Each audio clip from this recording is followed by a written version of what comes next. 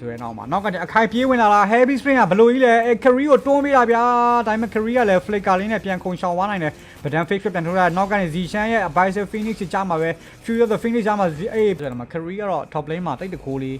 လိန်သွား push နေရဗျာအဲ့ lane ကိုဒီတိုင်းလွတ်ထားရင်တော့ carry က second tower တွေပဲတက်ချိုးသွားနိုင်တယ်နော်ဒီအိုကြီးတိတ်မဖြစ်သွားတာဗျာ carry က tower တွေအကုန်ပတ်ချိုးသွားပြီ top lane မှာ second tower ပါယူသွားပြီချင်းတဲ့အတိုင်းပဲနော်ပေးရတော့မလားကွာအမှ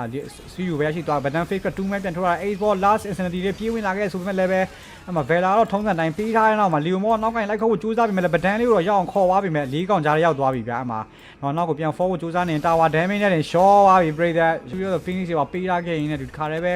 Vela အဲ့ညမှာဘလို့မအောင် spell ကိုပြန်ပေးလို့မရအောင်တွေ့ချင်မှာ carry ရဲ့ speed လိုက်ပြီးပြစ်ချက်တွေကိုကြည့်ပါအောင်ကြည့်